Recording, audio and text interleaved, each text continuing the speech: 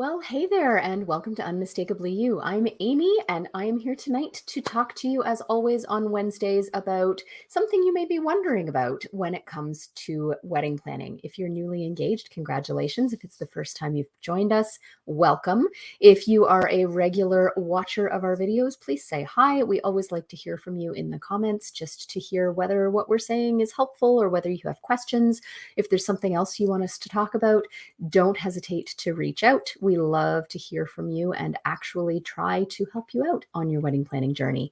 Today, I'm here to talk to you about something that I have over the years just noticed that there's a potential just lack of knowledge about, and that is the difference between day of coordination and grunt labor. So here's the thing. I am not intending to get on a soapbox here or to make this into any kind of a rant. I am just here because I am well aware that when you are engaged, the first time you're planning a wedding, you really don't know what you don't know. And maybe one of those things that happens to be a misconception is what a day of coordination actually looks like. So we do here at Unmistakably You an awful lot of day of coordination. We love them. We love to be able to pop in at the sort of culmination of your wedding planning and see how excited you are about everything you've pulled together, and then help to manage it for you on the day to execute your vision so that all of that planning that you've really worked so hard on over the last year and a half is executed the way that you have planned it. And if there are problems or unexpected circumstances, that they get solved, or that nobody knows that something unforeseen happened. So those are the things that we get excited about on your wedding day. But over the years, I've come to know that I think the expectation of what a day of package entails is maybe a little bit skewed, and that's probably the fault of what it's called. I personally hate the term day of coordination, to be honest with you, because I think it's super misleading. The word day implies that it's just a day's work and that that's all that goes into it on the part of the coordinator.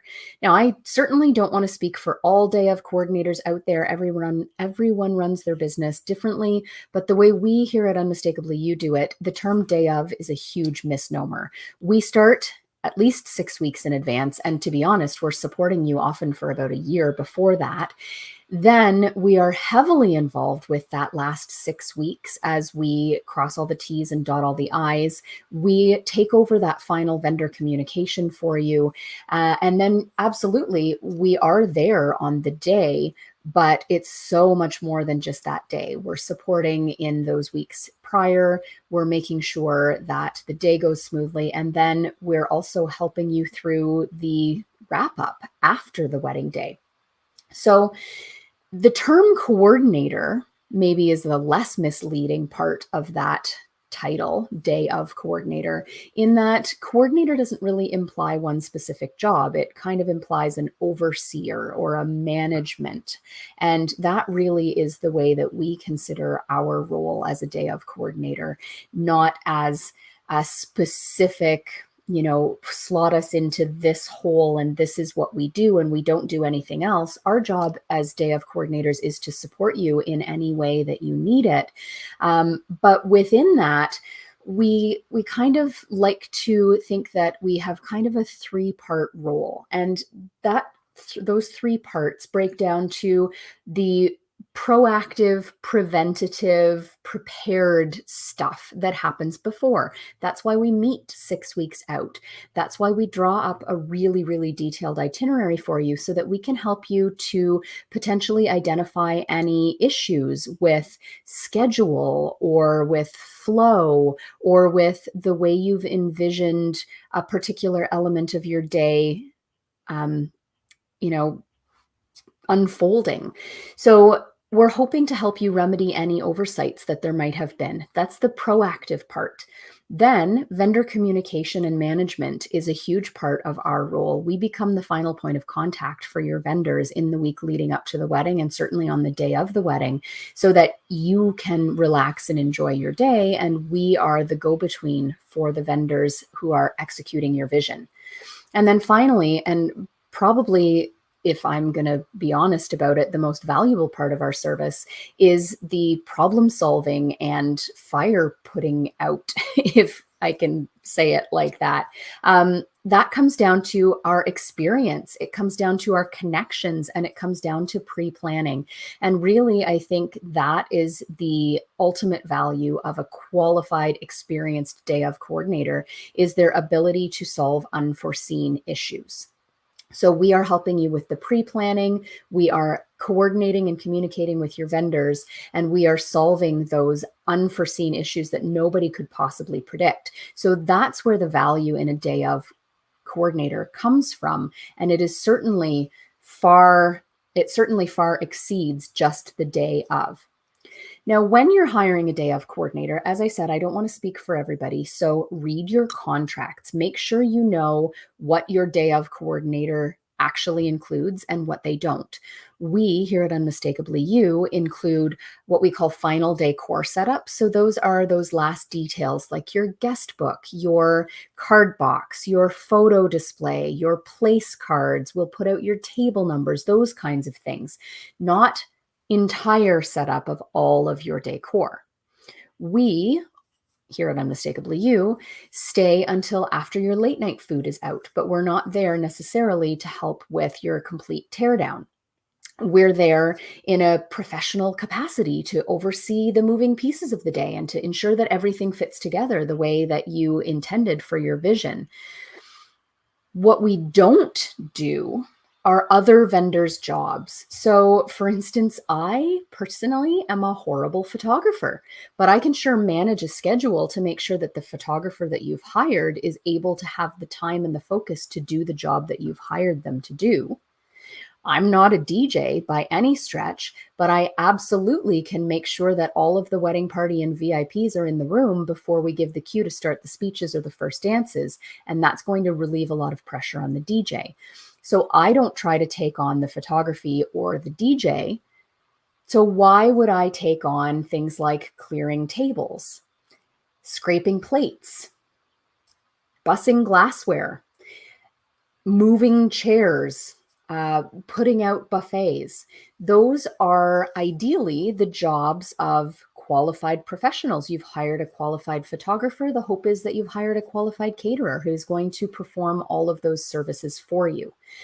We also don't include hard setup in our packages. So if you're having a private property or a barn wedding, for instance, we're not going to set up all of your tables and chairs. Can we? Yeah, absolutely. Can we clear your dishes? Sure, for sure. Can we scrape the plates? Can we bust the glassware? Yep, absolutely. But we're going to have to bring in an additional team to do that, because those are not part of our roles as overseers and managers and people who are keeping the schedule running smoothly. Those should be the jobs of other vendors.